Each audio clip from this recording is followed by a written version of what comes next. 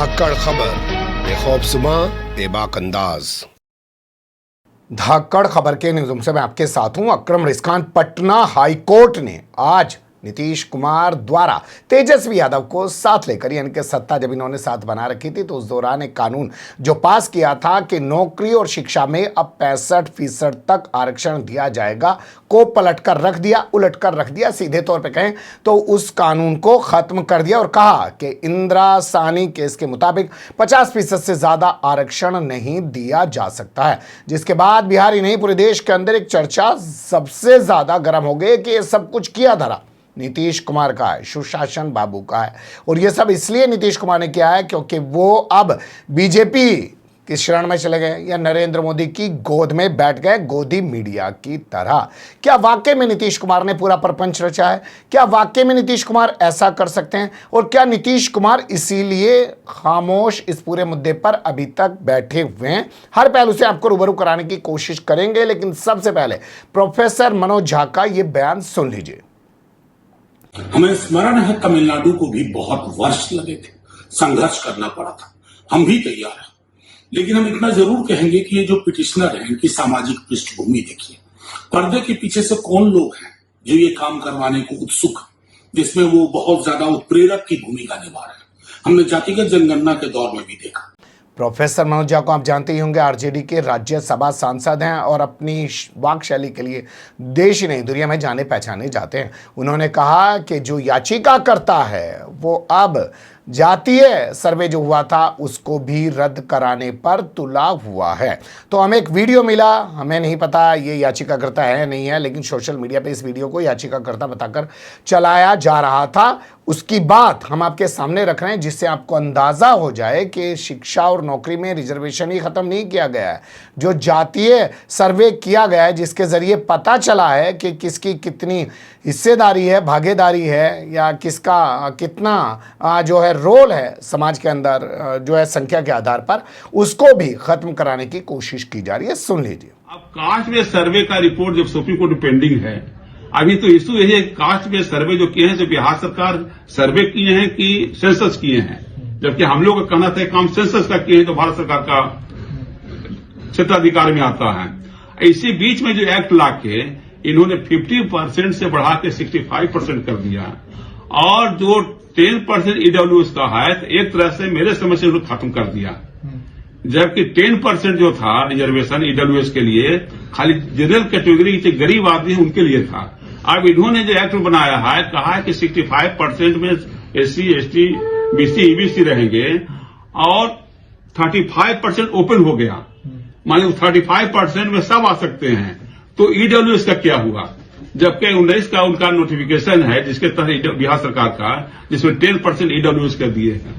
तो एक तरह से ये जो लेजिस्लेशन लाए हैं, जो गवर्नर साहब ने इसको अप्रूव कर दिया, ये इंदिरा साहनी केस के विपरीत है, भारत के संविधान के विपरीत है और फैक्चुअली इनकरेक्ट है कि पॉपुलेशन के आधार पर, प्रोपोर्शनल रिप्रेजेंटेशन के आधार पर कभी भी भारत सरकार में या माननीय सुप्रीम कोर्ट में रिजर्वेशन की बात। इससे पहले आप जानते ही होंगे कि जब ये जातीय सर्वे चल रहा था तो उस दौरान पहले पटना हाईकोर्ट में डंगा लगाया गया, फिर उसके बाद सुप्रीम कोर्ट तक जाया गया। ये तक कहा गया कि तमाम जो है डेटा जारी करने पर रोक लगा दिए जाएं, ये तक आदेश दे दिया गया कि तमाम डेटा को डिलीट कर दिया जाए। लेकिन आखिरकार वो आंकड़े जारी हुए और उसके बाद विधानसभा से कानून बनाया गया कि 65% नौकरी में और शिक्षा में रिजर्वेशन दिया जाएगा। लेकिन अब पटना हाईकोर्ट ने उस आदेश को उलटकर रख दिया है। अब खबरों को देखना शुरू कर दीजिए। पटना हाईकोर्ट के मुख्य न्यायाधीश यानी कि चीफ जस्टिस हैं, उन्होंने आज एक अहम फैसला सुनाया। नवंबर में केस उनकी अदालत में दाखिल किया गया था और आज उन्होंने जजमेंट सुनाते हुए साफ कर दिया कि इंदिरा जो साहनी वाला केस है 1992 वाला, जब आप जानते हैं मंडल कमीशन आया था उसके बाद ही ये मामला सुप्रीम कोर्ट में गया था। तब सुप्रीम कोर्ट ने साफ कहा था कि 50% से ज़्यादा आरक्षण नहीं दिया जा सकता है जाति के आधार पर। तो उसके आधार पर हाईकोर्ट ने कहा कि जब सुप्रीम कोर्ट ने बाउंडेशन लगा रखी है तो कोई भी 65% आरक्षण नहीं दे सकता है। इसी के बाद से नीतीश कुमार की भूमिका पर सवाल उठ रहे हैं। लेकिन नीतीश कुमार की भूमिका पर सवाल उठाएं उससे पहले कुछ चीज़ें आपके सामने रख देते हैं। महाराष्ट्र की सरकार ने भी ऐसा ही करने की कोशिश की थी और आप जानते हैं महाराष्ट्र में किसकी सरकार चल रही है और किस तरीके से वो सरकार बनाई गई है। और यहाँ अब बिहार में भी ऐसा ही हो गया, तो इसलिए लोग ये कह रहे हैं कि वहाँ पे भी बीजेपी है और यहाँ पे भी बीजेपी है। ये सब असल में खेला कराया गया है, क्योंकि ये गरीबों को उनके अधिकारों का हक, यानी कि उनके हिस्से का हक, उनकी भागीदारी का हक नहीं देना चाहते हैं। और नीतीश कुमार तो आजकल बिल्कुल भक्त हो गए हैं। ये तस्वीर देखिए, परसों की तस्वीर है, नालंदा पहुंचे हुए थे प्रधानमंत्री नरेंद्र मोदी, शायद कल की तस्वीर है, 19 तारीख की, परसों मैं गलत बोल रहा हूँ। वहाँ पहुंचे हुए थे, वहाँ पे नीतीश कुमार उनकी उंगलियों से अपनी उंगलियां मिला रहे थे या अपनी उंगलियों से उनकी उंगलियां मिला रहे थे या उंगली दिखाकर कुछ समझाने दिखाने की कोशिश कर रहे थे। क्या वो कर रहे थे कुछ कहा नहीं जा सकता। इससे पहले हमने देखा दिल्ली में जब सरकार जो है बनने जा रही थी, तो उस दौरान कैसे नीतीश कुमार ने एनडीए की मीटिंग के दौरान नरेंद्र मोदी के पैर छू लिए थे और उससे पहले मंच पर भी पैर छू लिए हैं। लेकिन कुल मिलाकर ये है कि सरकार तो नीतीश कुमार के कंधों पर ही चल रही है। सुन लीजिए प्रोफेसर मनोज झा को। नेता प्रतिपक्ष हर चुनावी सभा में तेजस्वी जी बोलते रहे कि इसको 9वीं अनुसूची में शामिल करिए, इसको 9वीं अनुसूची में शामिल कीजिए। देखिए उस ना करने के नतीजे में क्या हासिल हुआ।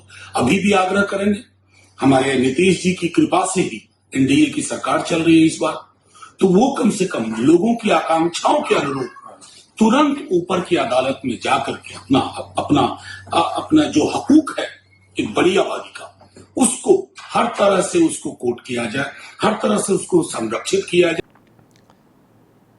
तो इसके लिए कुछ इतिहास के पन्नों को उलट लेते हैं और जिक्र करते हैं तमिलनाडु का, क्योंकि तमिलनाडु वो एक ऐसा राज्य है जिसमें 69% आरक्षण दिया जा रहा है और सुप्रीम कोर्ट में भी उसको चुनौती नहीं दी जा सकती है।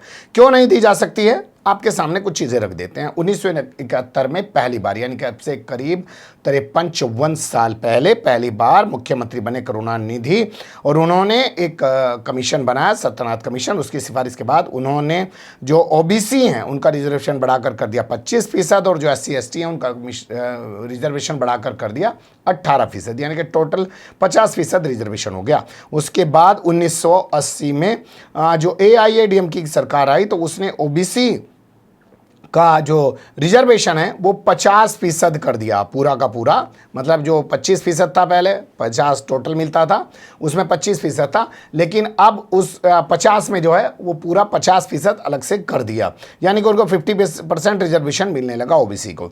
इसके बाद फिर सरकार 1989 में आती है और अति पिछड़े के नाम पर 20% को उसमें और शामिल कर दिया जाता है। मतलब अभी तक 50% ही टोटल चल रहा है, उसमें 20% अति पिछड़ों को दे दिया जाता है। इसके बाद मामला पहुंच जाता है 1992 में, क्योंकि मंडल कमीशन आ चुका है देश के अंदर। ये वही दौर है जब बाबरी मस्जिद तोड़ी गई थी।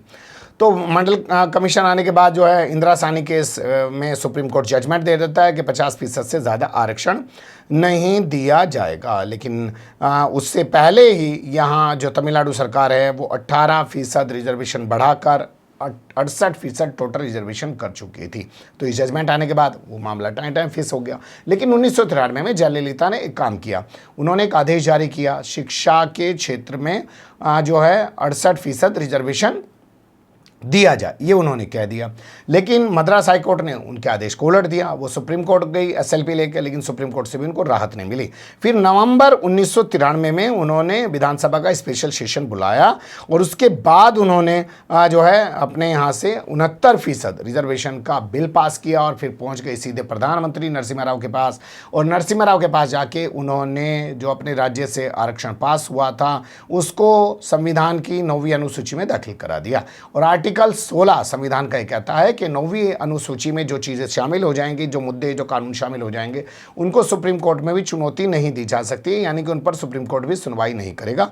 तो एक लंबी लड़ाई चली 1971 से 1993 तक, करीब 22-23 साल की। और उसके बाद वहाँ पर 69% रिजर्वेशन दिया जा रहा है। लोग यही कह रहे हैं कि अनुसूची 9वीं अनुसूची में शामिल कराना चाहिए था नीतीश कुमार को। नीतीश कुमार तो वैसे भी सत्ता चला रहे हैं और नरेंद्र मोदी की सत्ता उन्हीं के कर्मों पर चल रही है, उन्हीं के कंधों पर चल रही है या उन्हीं की बैसाखियों पर चल रही है। तो फिर क्यों उन्होंने बिहार के जो आरक्षण वाले फार्मूले को 9वीं अनुसूची में दाखिल नहीं कराया। तो क्या अब सवाल यहाँ पे पैदा होता है कि आरक्षण तो गया ही गया, अब बिहार में जो जातीय सर्वे हुआ है वो भी चला जाएगा क्या? ये बात इसलिए भी अहम हो जाती है क्योंकि आज ही खबर आ रही है कि चंपाई सरकार जो झारखंड में बनी है उसने वहाँ पर जातीय सर्वेक्षण कराने की मांग की है। वैसे हम जानते हैं राहुल गांधी ने पूरे लोकसभा चुनाव के दौरान इसको बड़ा मुद्दा बनाया।